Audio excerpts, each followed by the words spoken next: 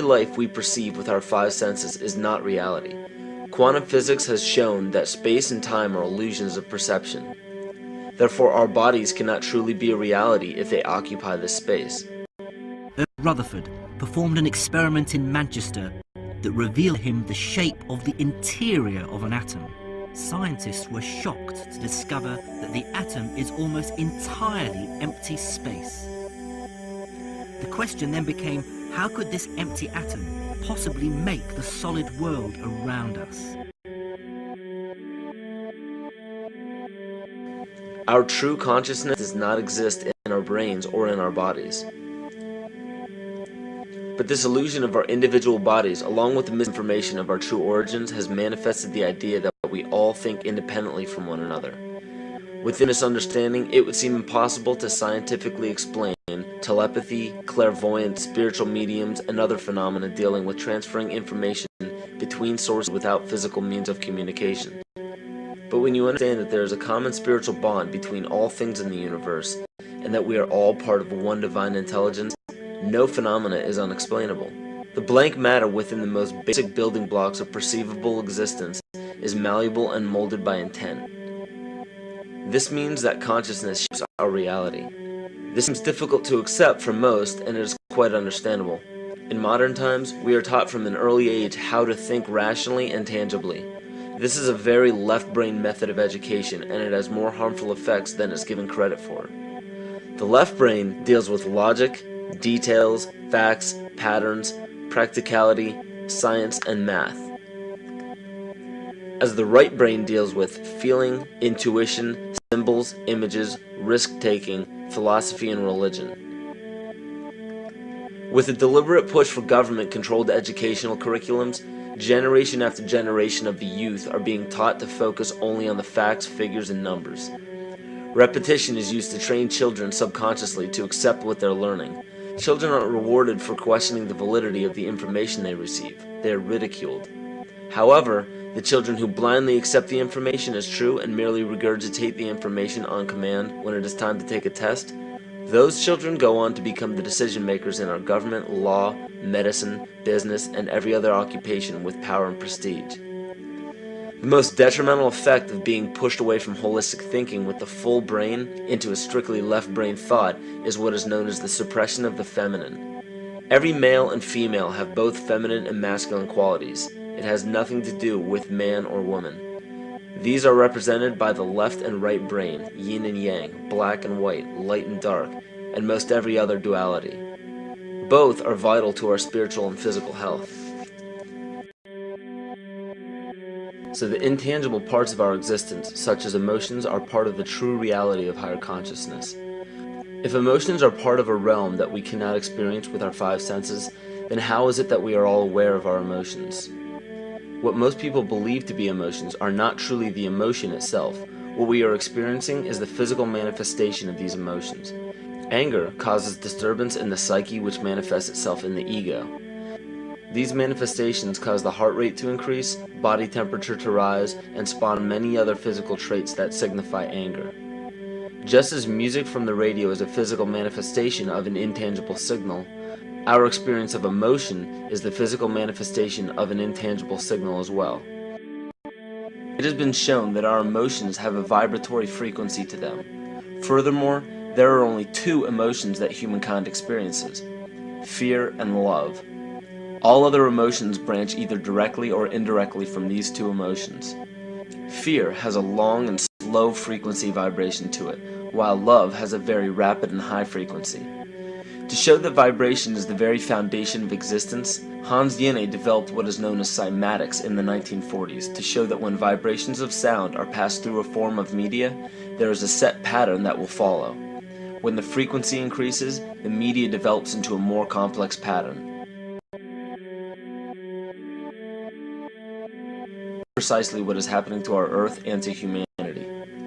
There are 64 possible codes of amino acids in our DNA structure made from 4 elements: carbon, oxygen, hydrogen, and nitrogen. By any means of logic, we should have all 64 codes activated within our DNA structure, yet we presently only have 20 active codes.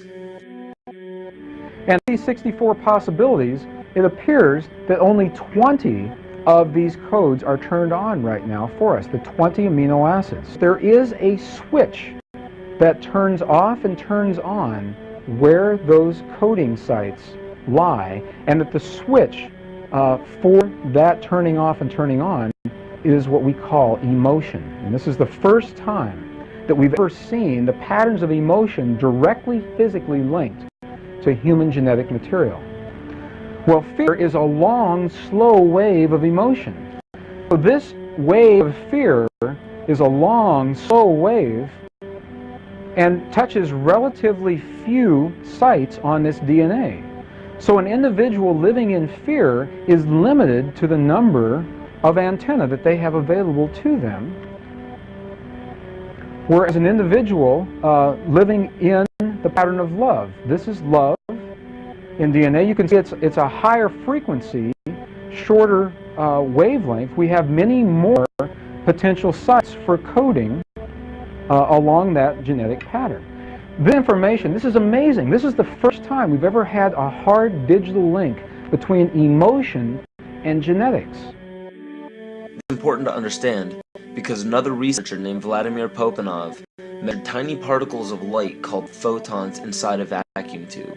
The photons were scattered as expected. A sample of DNA was then entered into the vacuum tube and they measured the photons again. They found that the particles of light aligned themselves along the axis of the DNA. Then, as they removed the DNA sample, the photons remained aligned to the same form of the DNA even though no DNA was present. This is what is known as the phantom DNA experiment. Science now bridged a very important gap between physical and ethereal, or spiritual. Our emotions directly affect the structure of our DNA, which directly shapes the physical world we experience every day. So the messages left by the ancients that we've explained here were more than prophecies about a one-world government or a new world order. We now understand why the study of the heavenly bodies were so important. The rotation and orbit of all that makes up our universe serves as a clock to map changes and transitions.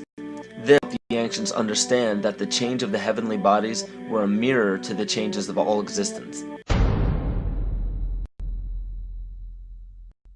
Stakeley Department Chairman, Chemistry, University of California, Berkeley, showed that DNA acts as an antenna for cellular upregulation. The primary function they taught us about what DNA is about, it's a receiver and transmitter of photons, light and phonon sound. For what? Cellular upregulation, meaning that they're water molecules, the pyramid power around the DNA spiral energizing strands are taking in the spiritual energy of love vibrations and then sending it out for manifesting, precipitating in a quantum field, the physical matter of the body.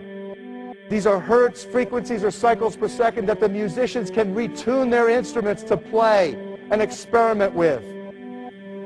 Why? Again, these are the Creator's musical scale, the original solfeggio, buried for 3,000 years in the Bible. So the ancient priests who knew how to levitate the huge stones for the building of the pyramids and the Masonic knowledge that predated ancient Egypt, the ability to have this information, these frequencies, serve the function of creation, destruction, and miracles on behalf of the empowered people who had access to this knowledge. I say that because of this metaphor.